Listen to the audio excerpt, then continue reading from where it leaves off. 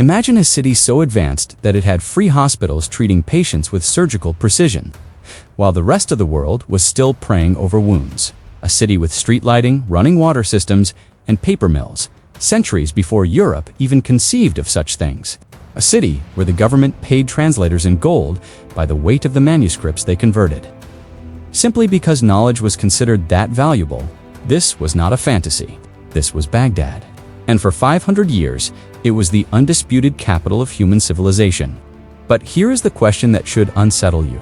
If this city was so powerful, so advanced, so deeply rooted in knowledge and culture, how did it fall in exactly 7 days? How does the most intellectually sophisticated city in human history get erased in a single week? How do 5 centuries of accumulated wisdom, mathematics, medicine, and philosophy get thrown into a river and dissolve into black water? The story of Baghdad is not simply a history lesson, it is a mirror. It reflects what human civilization is capable of building. And more disturbingly, it reveals exactly how fast everything we build can be destroyed. This is the story of the city that was 1,000 years ahead of its time, and the world has never fully recovered from losing it. To truly understand Baghdad, you cannot start with Baghdad. You have to go back much further. Back to a time when this land was not a city, not an empire, but simply a promise. A geographical promise made by 2 rivers, the Tigris and the Euphrates. These 2 rivers did not just provide water, they created civilization itself. Between their banks, in the region the Greeks called Mesopotamia, meaning the land between 2 rivers, humanity took its first serious steps. The Sumerians built the first cities here, the Babylonians wrote the first law codes here. The Assyrians built the first libraries here. For thousands of years, this specific patch of earth was where the human story was being written. Then came the Sassanid Persian Empire, which ruled this region for 4 centuries before Islam. They built sophisticated irrigation systems, administrative networks, and trade routes that connected China to the Mediterranean. The city of Ctesiphon, just south of where Baghdad would later rise, was one of the largest cities on earth. When the Arab armies swept through in the 7th century and defeated the Sassanids, they did not just conquer a territory, they inherited an ancient, deeply sophisticated civilization. This is the soil Baghdad was planted in, not empty desert, not blank history, but thousands of years of accumulated human intelligence, and in 762 AD, someone finally did. In 762 AD, the Abbasid Caliph al-Mansur did something no ruler in history had ever done quite like this before. He did not simply conquer a city and make it his capital. He sat down with astronomers, mathematicians, architects, and engineers, and he designed one from scratch. He consulted the stars before laying a single brick. His astrologers calculated the most auspicious coordinates on Earth, and when they finally pointed to a spot on the western bank of the Tigris River, al-Mansur looked at the land and made a decision that would change human history forever. He called it Madinat al-Salam, the city of peace. What he built was unlike anything the world had ever seen. Baghdad was designed as a perfect circle, not approximately circular. Mathematically, precisely, geometrically circular. 3 concentric rings of walls surrounded the city, each taller and thicker than the last. 4 gates opened in 4 directions, aligned with the cardinal points of the compass, connecting Baghdad to every corner of the known world. At the very center stood the Caliph's palace and the Grand Mosque, a symbolic declaration that power and faith were the twin hearts of this civilization. Think about that for a moment. While most medieval cities grew organically, chaotically, without plan or vision, Baghdad was engineered. It was calculated. It was intentional. Within 8 years of its founding, the population had exploded to over 1 million people, making it the largest city on Earth after Constantinople. Merchants arrived from China, India, Persia, and Africa. Scholars came carrying manuscripts. Traders came carrying spices, silk, and gold. Al-Mansur did not just build a city. He built a magnet, and the entire world came rushing toward it. There is a word you use every single day without realizing where it came from. Every time you open a spreadsheet, every time a programmer writes a line of code, every time a doctor calculates a medication dosage, they are all using a system of mathematics that was born in Baghdad. The word is algorithm. It comes directly from the name of a Baghdad scholar named Muhammad ibn Musa al-Khwarizmi.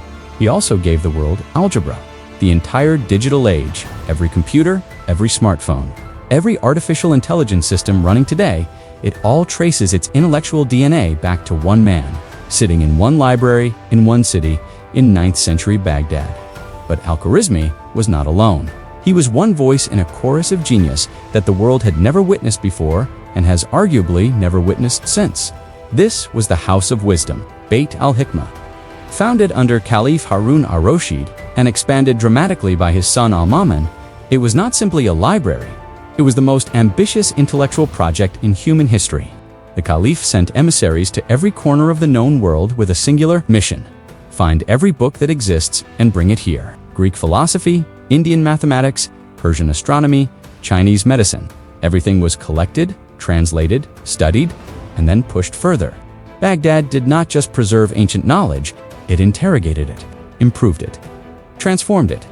Ibn Sina, known in the West as Avicenna, wrote a medical encyclopedia here called the Canon of Medicine that remained the standard medical textbook in European universities for 600 years. 600 years.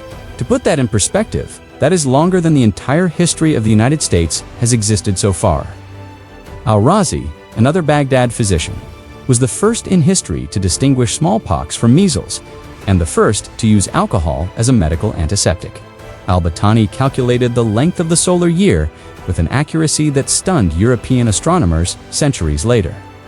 Al-Haytham essentially invented the scientific method and wrote the foundational texts of modern optics, explaining how human vision actually works. And here is the fact that most history books quietly ignore.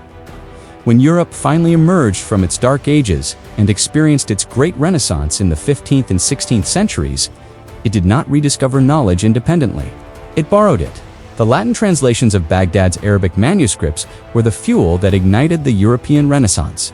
Leonardo da Vinci's understanding of optics came from Al-Haytham. European medicine was built on Ibn Sina. The mathematics that powered the age of exploration was Baghdad's mathematics. Europe did not pull itself out of darkness alone. Baghdad reached down and pulled it out. At its peak, Baghdad's House of Wisdom employed hundreds of full-time scholars, translators, and scientists. The Caliph paid translators the weight of their translated manuscripts in gold. Knowledge was literally worth its weight in gold. This was not a civilization that tolerated ignorance. It was a civilization that declared war on it. But knowledge alone does not build an empire. Behind every golden age, there is a political machine powerful enough to protect it, fund it, and sustain it. Baghdad was not just a city of scholars. It was the capital of the most sophisticated administrative empire the medieval world had ever produced. And the secret behind that sophistication was something the Arabs learned directly from the people they had conquered, the Persians, just as the Mongols would later be absorbed by Iranian culture. The Arab Abbasid Caliphate was quietly, methodically reshaped by Persian administrative genius. Persian bureaucrats ran the government. Persian models of taxation, governance, and court etiquette became the blueprint of the caliphate. The Arabic language carried the religion, but the Persian mind organized the empire. It was a silent cultural negotiation, and both civilizations emerged stronger for it. At the center of this empire sat Harun al-Rashid, the fifth Abbasid Caliph, whose reign became so legendary that it gave birth to the stories of 1001 Nights. His court was a place where poets debated philosophers, where musicians performed alongside mathematicians, where a single evening's entertainment might include a chess match, a poetry, recitation, and a scientific demonstration. Power and culture were not separate in Baghdad. They were the same thing. The empire stretched from modern-day Spain in the west to the borders of China in the east. It controlled the most important trade routes on Earth. Goods, ideas, and people flowed through Baghdad like blood through a beating heart. The city did not just sit at the center of the world. For 5 extraordinary centuries, Baghdad was the center of the world, and every other civilization knew it. In January of 1258, a sound was heard outside the walls of Baghdad that no citizen of that great city had ever expected to hear: the thundering of 150,000 Mongol horses. Hulagu Khan, grandson of Genghis Khan, had arrived. And he had not come to negotiate. He had not come to trade. He had not come to learn. He had come to erase. The Caliph al-Mustasim made a fatal miscalculation. He believed Baghdad's reputation alone would protect it. He believed no conqueror would dare destroy the capital of the Islamic world. The city of knowledge, the crown of civilization. He was wrong. Catastrophically, irreversibly wrong. When the Mongol forces breached the walls, what followed was not a battle. It was a systematic annihilation. Historians estimate that between 200,000 and 1 million people were killed in just 7 days. The streets ran with blood so thick that the Mongol horses refused to walk through them. But the physical destruction was not the worst of it. What happened to the books was the wound that never healed. The scholars of the House of Wisdom had spent 5 centuries collecting, translating, and producing manuscripts. Hundreds of thousands of books representing the accumulated knowledge of the entire ancient world. The Mongols threw every single one of them into the Tigris River. Eyewitnesses recorded that the river ran black for 6 months, black with the ink of dissolved knowledge. Centuries of mathematics, medicine, astronomy, and philosophy gone, not burned, not hidden, dissolved. The Tigris River literally consumed the memory of human civilization. The Caliph himself was executed in a method designed to avoid spilling royal blood. He was wrapped in a carpet and trampled by horses. The last ruler of the Golden Age died the way Baghdad itself died, not with a dramatic final stand, but with a quiet, suffocating darkness descending over everything. Scholars who survived fled to Cairo, to Persia, to Anatolia, carrying whatever fragments of knowledge they could hold in their hands. But fragments are not the whole. A broken mirror reflects light, but it cannot show you the full picture anymore. What was lost in those 7 days in 1258 is impossible to fully calculate, because you cannot measure the value of knowledge that no longer exists. A city can be destroyed, but an idea, if it is burned deeply enough into the souls of people, cannot be so easily extinguished. Baghdad, after the Mongol devastation, was a shadow of itself. The population collapsed. The irrigation systems that had fed millions were shattered. The trade routes shifted. The intellectual energy that had once made this city the beating heart of human civilization scattered to the winds like ash. But Baghdad refused to disappear. Under the Ottoman Empire, which absorbed Iraq in the 16th century, Baghdad slowly rebuilt itself. Not as the glittering capital of a golden age, but as a resilient provincial city that remembered what it once was. The Ottoman centuries were neither glorious nor catastrophic. They were simply survival, and sometimes survival is its own form of greatness. Then came the 20th century, and with it, a new kind of devastation. The British Empire carved up the Middle East after World War I, with lines drawn on maps by men who had never walked this land. Iraq was invented as a modern nation-state, with Baghdad as its capital.